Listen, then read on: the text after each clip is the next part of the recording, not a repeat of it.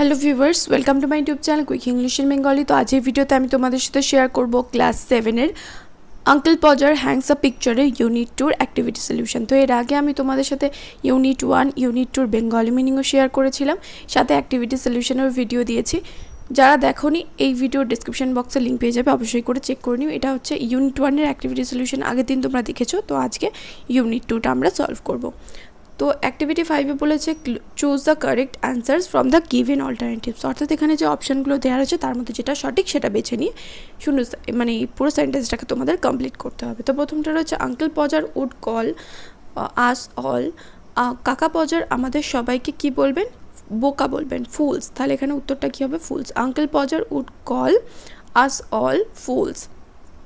Uncle Podger would slide and fall onto the piano.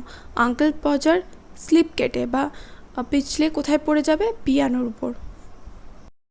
Uncle Podger's work would finish, কাকা পজারের কাজ কখন শেষ হবে? অ্যাট অ্যারাউন্ড মিড নাইট, মাঝ রাতে গিয়ে। অ্যাট অ্যারাউন্ড মিড নাইট মানে প্রায় মাঝরাতে গিয়ে কাকা পজারের কাজটা গিয়ে শেষ হবে। নেক্সট অ্যাক্টিভিটি 6-এ বলেছে complete the sentences with information from the text, অর্থাৎ টেক্সট থেকে ইনফরমেশান নিয়ে শূন্যস্থানগুলো পূরণ করতে হবে। এটা রয়েছে uncle Podger would lose sight of the mark, Uncle Podger মানে যে জায়গায় দাগটা করেছিলেন সেটা হারিয়ে ফেলবেন। তারপরে that he had made on the wall for the nail to go in, মানে যে জায়গাটায় পেরেকটা উনি পুঁতবেন সেই জায়গায় মানে পেরেক পোতার জন্য উনি যে দাগটা করেছিলেন সেটা মানে দেয়ালে যে দাগটা করেছিলেন পেরেক পোতার জন্য সেটা উনি হারিয়ে ফেলবেন।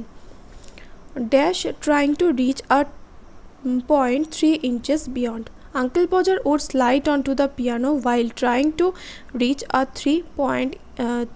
Point 3 inches beyond. কাকা পজার কী করবে? পিছলে পিয়ানোর উপর পড়ে যাবে যখন তিনি যখন তিনি নিজের নাগালের বাইরে উপরে 3 ইঞ্চি উপরে মানে হাত বাড়ানোর চেষ্টা করবেন, তখন উনি কী হবেন?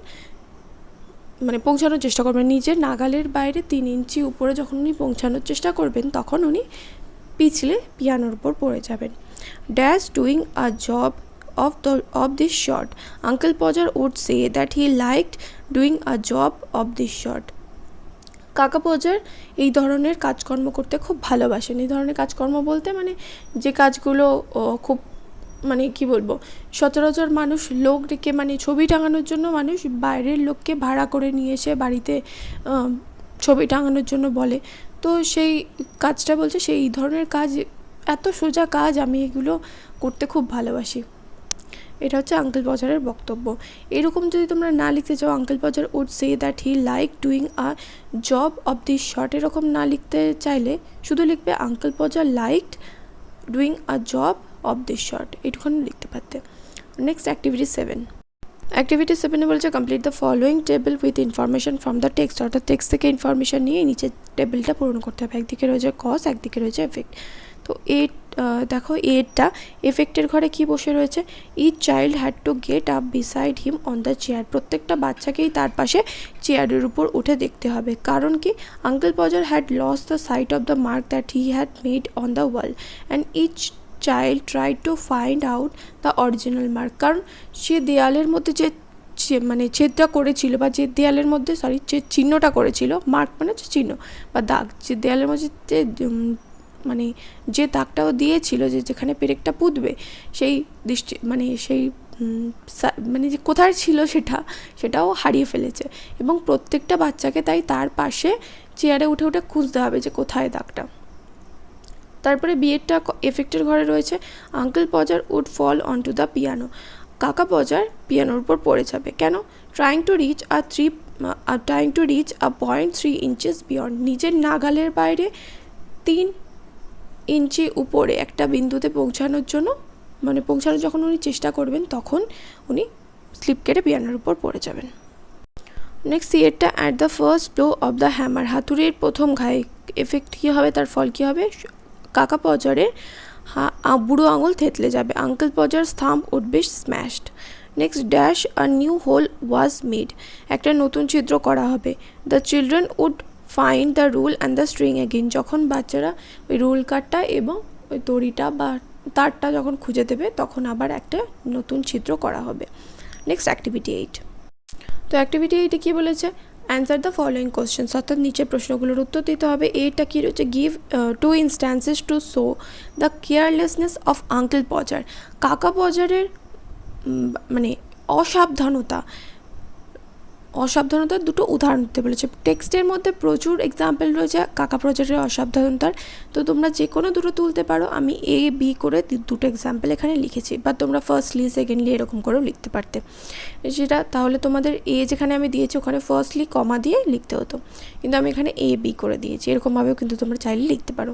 Uncle Podger would have lost sight of the mark made on the wall. With the very first blow of the hammer he would smash his thumb. তাহলে কাকা পজার কী করবে, প্রথম যে অসতর্কতা বা যে অসাবধানতা, সেটা হচ্ছে কাকা পজার দেয়ালের মধ্যে যে দাগটা করেছিলেন যেখানে পেরেকটা পুঁতবেন সেটা উনি হারিয়ে ফেলবেন।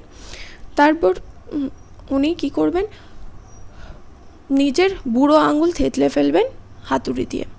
নেক্সট 2 নম্বর, what did aunt Podger say after uncle Podger smashed his thumb. যখন কাকা পজার নিজের আঙুল থেতলে ফেলবেন তখন কাকিমা পজার কী বলবেন। After uncle Podger smashed his thumb comma aunt Podger requested the former মানে এখানে আগের জনকে কাকা পজারের পরিবর্তে আমি এখানে ফর্মার ব্যবহার করছি। Former to inform her before hand about his plan of hammering a nail into the wall. In that case, he could pass that very week in her mother's house. কাকিমা পজার বলবেন, তাকে রিকোয়েস্ট করবেন, অনুরোধ করবেন কাকা পজারকে যে এরপর থেকে তুমি যখন দেয়ালে পেরেক পুঁতবে তার আগে থেকে আমাকে জানিয়ে দেবে, যাতে আমি 1 সপ্তাহ আমার মায়ের বাড়িতে গিয়ে থাকতে পারি। 3 নম্বর, how did uncle Podger react after finishing the task. কাজটা সম্পন্ন করার পর বা কাজটা শেষ করার পর কাকা পজারের রিয়াকশান বা প্রতিক্রিয়া কী হবে বা রিয়্যাক্ট করবে, কীভাবে উনি প্রতিক্রিয়া দেবেন। Uncle Podger then proudly said, a man like him could easily do a thing like hanging a picture on the wall without anyone's help. তিনি কি বলছেন, কাকা পজার কি বলবেন যে ওনার মতো মানুষেরা কারোর সাহায্য ছাড়াই দেওয়ালে একা ছবি টাঙিয়ে দিতে পারবে, কিন্তু এটা তো নয়। উনি তো নিজেই কিছু করেননি, বরং বাচ্চাগুলোকে আরও মানে জ্বালাতন করে মেরেছে। বাচ্চাগুলোকে এটা নিয়ে আসো, ওটা নিয়ে আসো, সেটা নিয়ে আসো, এরকম বলে গেছে। নেক্সট 4 নম্বর বা ডিএডটা, why was everyone tired after uncle Podger put up the picture on the wall. যখন কাকা পজার দেয়ালে ছবিটা টাঙানো শেষ করলেন তখন সবাই ক্লান্ত হয়ে পড়েছিল। কেন? কারণ এটা মিডনাইট, মাঝরাত হয়ে গেছিলো, সবাই তো ক্লান্ত হয়েই পড়বে। Uncle পজার took a long time up to midnight and made a lot of fast over during that job. It made everyone tired. এবং কাকা পজার কাজটা করতে করতে পুরো মাঝরাত বাঁধিয়ে দিয়েছিলেন, এবং তার এই কাজ চলাকালীন প্রচুর পরিমাণে উনি শোরগোলও বাঁধিয়েছিলেন, তার জন্য সবাই ক্লান্ত হয়ে পড়েছিল। নেক্সট অ্যাক্টিভিটি 9-এ বলেছে, দেখো, match the following words in column A with their meanings in the column B. তো তোমাদের কি করতে হবে, কলাম এ আর কলাম বি ম্যাচ করতে হবে। তো ম্যাচ করার আগে প্রথমে ওয়ার্ডগুলোর মানে জানতে হবে, কারণ ওয়ার্ডের মিনিং না জানাটা সত্যি কথা বলতে একদমই একটা ভালো ব্যাপার নয়। কারণ তোমরা শুধুমাত্র ম্যাচ করে নিলে, যদি ধরো এরকম হলো যে ওই ওয়ার্ডটার অন্য একটা মিনিং এখানে আসলো, তো মানে সিনোনিম এখানে দিয়ে দিল পরীক্ষার সময় চেঞ্জ করে। তাই প্রত্যেকটা ওয়ার্ডের কিন্তু যে নতুন নতুন ওয়ার্ডগুলো পাবে সেগুলোর অবশ্যই করে মানে জানা দরকার। তো প্রথমটা হচ্ছে স্নিয়ার মানে হচ্ছে টিটকারি করা বা মজা করা, তাহলে এটা হবে মক, এমওসিকে মক। এভিডেন্ট মানে হচ্ছে স্পষ্ট, তাহলে স্পষ্ট কি হবে, ক্লিয়ার, পরিষ্কার। রেচেড মানে হচ্ছে হতভাগ্য বা বেচারা যাকে বলে, তাহলে এটা হবে পুওর। তারপরটা সার্ভেইং মানে সার্ভেইং মানে কি বলবো, মানে সার্ভে করি না আমরা, যে বাড়িতে সার্ভে করতে আসে অনেক সময়, যে এই বাড়িতে কতজন লোক আছে, কারো জ্বর আছে কিনা। এখন নাওএডেজ যেটা করা হয় হেলথ সেন্টার থেকে, যেহেতু এখন করোনা চলছে তার জন্য হেলথ সেন্টার থেকে বারবার করে জিজ্ঞাসা করতে আসা হয় প্রত্যেক মাসে যে বাড়িতে কারো জ্বর আছে কিনা, কারো অনেক দীর্ঘদিন ধরে জ্বর হচ্ছে কিনা, তাহলে সেটা হেলথ সেন্টারকে জানাতে বা কাছাকাছি যে তোমাদের হসপিটাল আছে সেখানে যেতে, যাতে কারোর প্রাণহানি না হয়, যাতে তারা গাইড করতে পারে। তাহলে সার্ভেইং হবে ক্লোজলি অবজার্ভিং। ক্লোজলি অবজার্ভিং মানে ক্লোজলি মানে হচ্ছে মানে কাছ থেকে, মানে খুব কাছ থেকে যাকে বলে, আর অবজার্ভিং মানে হচ্ছে লক্ষ্য করা, তাহলে খুব কাছ থেকে যেটা লক্ষ্য করা হয় সেটাকে বলা হচ্ছে সার্ভেইং। নেক্সট অ্যাক্টিভিটি 10 বলেছে find the antonyms of the following words from the text. তো টেক্সট থেকে তোমাদের এই শব্দগুলোর বিপরীত শব্দ খুঁজে বের করতে হবে। তো র্যাপিডলি কী হবে? হেভিলি। র্যাপিডলি মানে কি? র্যাপিডলি মানে হচ্ছে দ্রুত, আর হেভিলি মানে হচ্ছে ধীরে ধপাস করে যাকে বলে। তারপরে লস্ট হবে ফাউন্ড। লস্ট মানে হারিয়ে ফেলা, ফাউন্ড মানে হচ্ছে খুঁজে পাওয়া, রিমেম্বার্ড মানে হচ্ছে মনে করা বা খুঁজে পাওয়া যাকে বলে। আর লস্ট সাইট অফ মানে হচ্ছে হারিয়ে ফেলা, মানে দৃষ্টি হারিয়ে ফেলা। লস্ট সাইট অফ মানে কোনো একটা জিনিস ধরো কোথাও একটা রেখেছিলে, সেখান থেকে তুমি দৃষ্টি হারিয়ে ফেলছো, সেই জিনিসটা সেখানে খুঁজে পাচ্ছ না। রাফলি হবে মাইল্ডলি। রাফলি মানে হচ্ছে যাকে বলে কর্কশভাবে, আর মাইল্ডলি মানে হচ্ছে নম্রভাবে বা নরমভাবে। সেভ মানে হচ্ছে বাঁচানো, আর স্পেন্ড মানে হচ্ছে খরচা করা। স্ট্রেইট মানে সোজা, আর ক্রুকড মানে টেরা বাঁকা।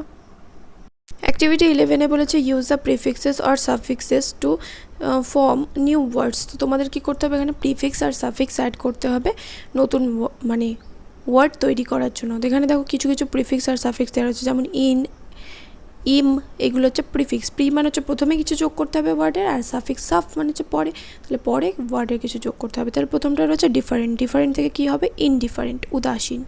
পসিবল মানে হচ্ছে সম্ভব, ইম্পসিবল অসম্ভব। সাফিসিয়েন্ট মানে হচ্ছে পর্যাপ্ত, ইনসাফিসিয়েন্ট মানে অপর্যাপ্ত। অ্যারাইভেল, হোল থেকে হোলসাম। তাহলে এরকমভাবে চেঞ্জ কিন্তু তোমরা করতে পারবে। নেক্সট এবার চলে যাই অ্যাক্টিভিটি 14-এ। তো এখানে অ্যাক্টিভিটি 14-এ বলেছে you have already learn plural nouns. তোমরা প্লুরাল নাউন ইতিমধ্যেই শিখেছো। Find some of this from the following sentences and then make own sentences with them. তো তোমাদের কী করতে বলেছে? এখান থেকে প্লুরাল নাউন যেগুলো সেগুলো খুঁজে বের করতে বলেছে, আন্ডারলাইন করতে হবে, এবং তারপরে সেগুলোকে দিয়ে তোমাদের কী করতে হবে? বাক্য রচনা করতে হবে। প্লুরাল নাম্বার তোমরা সবাই জানো, তাও বলে দিচ্ছি। He wore his old trousers to school. তাহলে এখানে ট্রাউজার্স হচ্ছে plural noun. Next mother wanted the scissors to cut the thread. তাহলে সিজার্স হবে এখানে plural noun. Next the press went public over the issue. তাহলে এখানে পাবলিক হবে plural noun. Next at the station the goods were unloaded from the train. তাহলে এখানে goods হচ্ছে এখানে মালপত্র, তাহলে এটা হচ্ছে প্লুরাল নাউন। নেক্সট কালার্স, দেখো তারপরটা কী রয়েছে? His true colours came to the forefront at the meeting. তাহলে এখানে কালার্স হবে এখানে প্লুরাল নাউন। তো আমি এখানে মেক সেন্টেন্স বানিয়েছি। সব থেকে ভালো হয় তোমরা যদি মেক সেন্টেন্সগুলো নিজেদের মতো করে লিখে আমাকে কমেন্ট করে জানাও, দেখি কতজন কমেন্ট করে জানাও তোমরা। তো 1 নম্বরটা দেখো, trousers. The old man is wearing black trousers. Scissors. The barber cuts hair with scissors. Public bus is a public transport. Next, goods.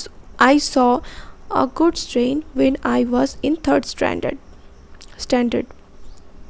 Next, 5 number, colors. My younger sister loves to play with colors. Trousers মানে হচ্ছে কি বলবো, pant যাকে বলে। তাহলে the old man is wearing black trousers. বৃদ্ধ লোকটি কী পরে রয়েছে? কালো প্যান্ট। সিজার্স মানে বারবার মানে হচ্ছে নাপিত কী দিয়ে চুল কাটে? কাঁচি দিয়ে। নেক্সট পাবলিক হচ্ছে bus is a public transport. Bus হলো একটা পাবলিক মানে যেখানে জনসাধারণ যেতে পারে, তাহলে পাবলিক ট্রান্সপোর্ট হচ্ছে একটা বাস, পাবলিক যানবাহন। Goods, I saw a goods train. আমি একটা মালবাহী ট্রেন বা মালগাড়ি দেখেছিলাম। কখন দেখেছিলাম? When I was in 3rd standard. যখন আমি 3য় শ্রেণীতে পড়ি তখন আমি প্রথম একটা মালগাড়ি দেখেছিলাম। Colours, my younger sister loves to play with colours. আমার ছোট বোন রং নিয়ে খেলতে ভালোবাসে। তাহলে অ্যাক্টিভিটি সলিউশন তোমাদের এখানেই শেষ হলো। ভিডিও যদি ভালো লাগে বন্ধুদের সাথে শেয়ার করে দিও, আর চ্যানেলে নতুন হলে সাবস্ক্রাইব করে নিও, পাশে থাকা বেল আইকনটাও অন করে দিও যাতে আমার ভিডিও নোটিফিকেশান তোমরা সবার আগে পাও। দেখা হবে নেক্সট ভিডিওতে। Till then by.